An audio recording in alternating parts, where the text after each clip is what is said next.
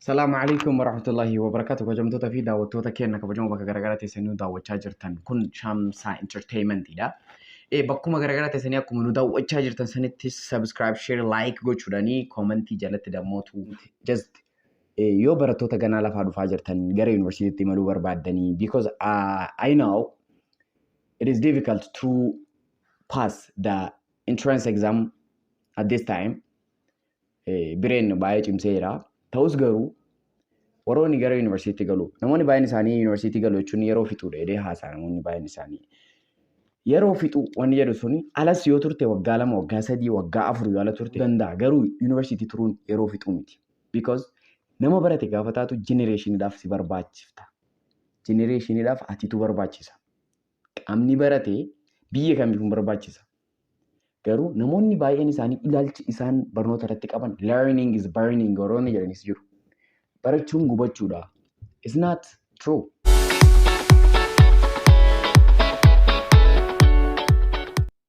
Maaliif jennaan I know what the education, what the knowledge. Acquiring knowledge is about maturity. It's about thinking. It's about solving the problem that is happened in your society. Because you don't know this, you don't think even about this. Because you think learning is burning. It's not learning is burning. Why you spend your time when you are little? When you are a little boy or little girl, why you go to school? Why? Because to think something, to know something. Maaliif manatti nafin warroonni manatti hafan maali yaadaa jiran saammaa kanatti yaaddeerta? You think learning is burning. We know you spend your time to acquire something. No pain, no gain. No pain, no gain.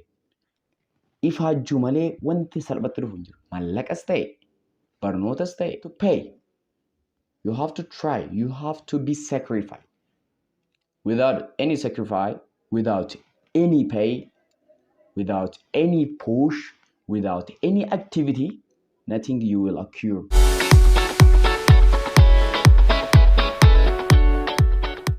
You don't even believe that. Amanuu dhabuu dandeessanii amanuudhaaf garuu namoota barate baay'ee ilaaluu qabda. Kijiba malee namni barate for example ati ifaaji mallaqa feete qabaadhu. Mallaqa feete qabaadhu ati. Mallaqa qabdaa but you don't know how to calculate it, how to manage it, how to control it.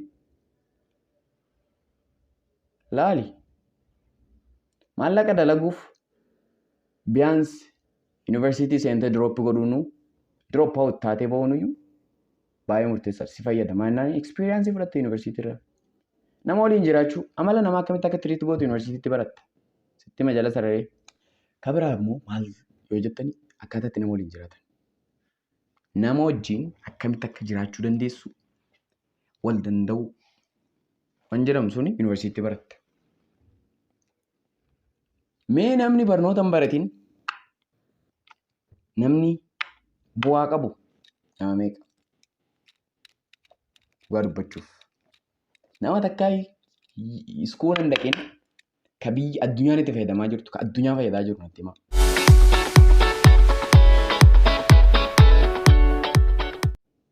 Yuunivarsiitii seenuu fi yuunivarsiitii malee osoo seeniin achi turuunuyyuu garaagarummaa inni qabu baay'ee guddaadha dhugaa dubbachuuf. Ofirra dhaabbadheen isinitti himaa jira. Waa'ee nama biraa miti. Ani amalli kiyya yoo waan aan jedhan hin aara ture. Aaris hin danda'u. Garuu amma waan aan jechuu miti osoo ati na dha'uuf deemte taa'ii nan dha'inii siin jedha malee si dha'uuf hin fiigu ture. Garuu gaafa yuunivarsiitii galee akkuma yuunivarsiitii galee nama hedduu wajjin loleera. Dhugaa dubbachuuf cinqaa hin danda'u waan natti ajaa'us hin danda'u. Yuunivarsiitii keessaa yuunivarsiitii barataa yuunivarsiitii gaafa taatu yuunivarsiitii keessaa sa'aatii 8 sa'aatii 6 dhufee barrii sirra banaa qulfii ofii qaba waan ta'eef wajjin galtu gaafa inni qulfii baruu barii maal namatti qoraas ta'a maal jetteenii faalufta. Haga wal dha'uutu akka keenya. Nama hedduu wal lolaa ture. Kophee keellee dhiqadhu. caammaa keessa nutti na jeessiin jechaanii ture. Qotii san maalidha?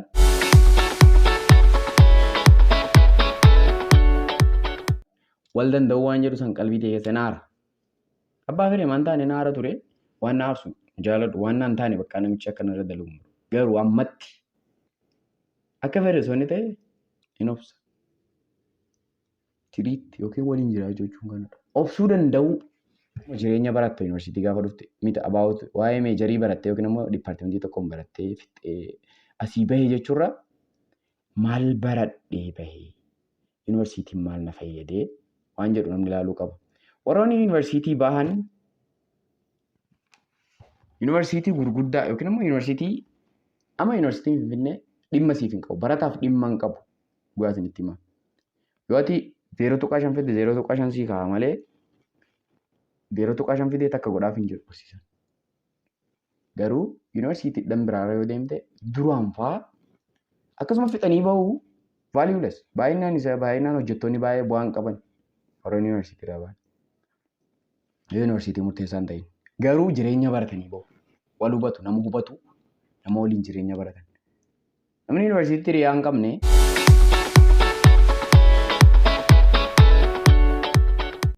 yookiin ammoo namoota waliin jiraatan yuunivarsiitii keessatti hiriyaa namuun dhabu. Hiriyaa hin qabne ammas inni natsaadha jechuudha. Niitworkiingiin hin baay'ata yuunivarsiitii keessatti. Personal developmentiin hin baay'ata. Skill developmentiin hin baay'ata. Namoota waan garaagaraa beekan irraa waan garaagaraa baratta akka beektuun qoodda fi akkasitti jiraata. Jireenya barta. Achi booddee immoo nama gujiidhaa dhufee hojii wal barta. Nama Somaaleedhaa dhufee hojii wal barta. Nama Wallaggaadhaa dhufee hojii wal barta. Ijoollee asiin Hararii dhuftee hojii wal barta. Namoota bakka garaagaraa Suudaan, Saawut Suudaan, Gaambeellaa, Beenishaangul Gumuz garasii warroota dhufan hojii wal barta. Warroota kana wajjin gaafa walitti dhuftu Jimmaarraa ijoollee dhufan. Kana mara walitti mayitee gaafa laaltu Shawaarraa bakka Arsiirraa gaafa walitti dhuftanii ilaaltanii namni marruu waan garaagaraa fidee dhufa. Wanni isin walitti qajeeltanii waan muraasa fa'aa ta'uu danda'a irra caalaa isaanii garaagara. Kanneen gaafa walii qoodanii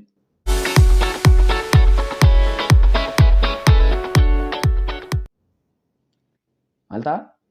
Wal hubachuu dhufa. Warra Harar yoo inni haasa'u waan lolu seeta.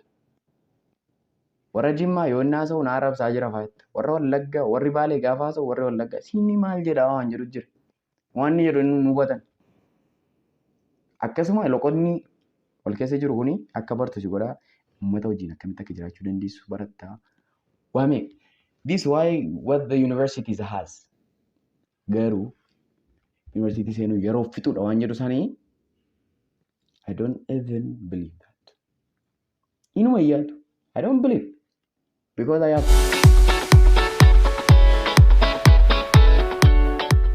but the value of university I know no. I know stay.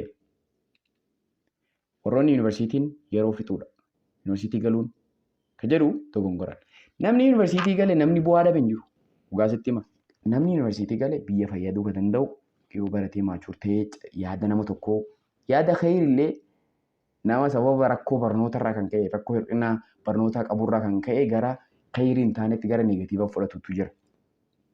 Sun gaafa barattee maachuur taate nama bilchaate taate yaada badas maaliif kana jedhamettee madaaltee yaadni kun badaadha maaliif kana jedhame kunoo badaadha maaliif kana jedhame kunoo khayriidha kun khayriif jedhame kun badiif jedhamettee adda baaftee dammoo kun ammoo kanaaf ta'uu danda'a jettee adda baaftee lafa kaa'uu danda'uu gara maachuuf gaafa taatu. Nama guddaa gaafa taatu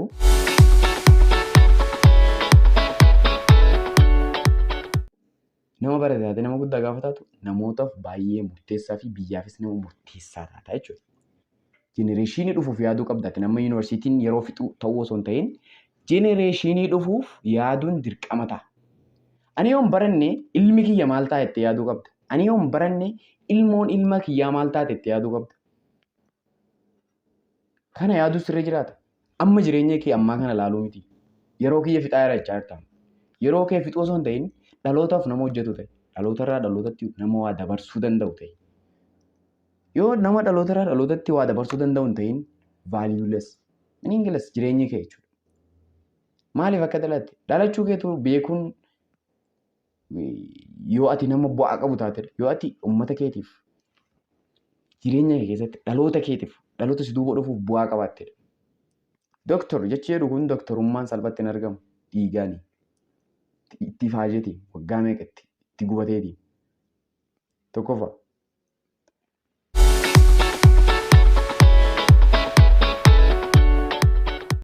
Digiriin jalqaba salphatti argame sitti fakkaata. Baasiin meeqatti ba'e maatiin meeqa ilmaan isaatti rakkatee maatiin meeqa nutti rakkataniiti maatiin meeqa sitti rakkatee warroota yuunivarsiitii irraa eebbifamanii ba'an digirii qaban dooktora ta'an piroofeesaroota maalii kunniin mara isaaniitu iyyuu maatiin meeqatti rakkateeti. Maatiin kiyyaa gamnatti rakkateellee nama barate beeka. Baay'een isaanii maalummaa baatii kwaalitii yookiin immoo bu'aa maatiin qabu iyyuu hin beekan sababa barnootarraa kan ka'e. Yoon baranne akkamiin beektaa? Wanni hin beekne nama hin beektu jedhama miniidha. Kanaafuu you have to think for generation. Generationiidhaaf yaaduun dirqama ta'a. Yeroo amma keessa jirtu kanarra dhaabattee kijiban ofiin dhugaa jirtu irratti dhaabbadhuuti amaniitii generationiidhaaf yaaduu qabda. That's all. Thank you for watching. Hanga sagantaa biraatti walitti deebinutti yeroo gaarii.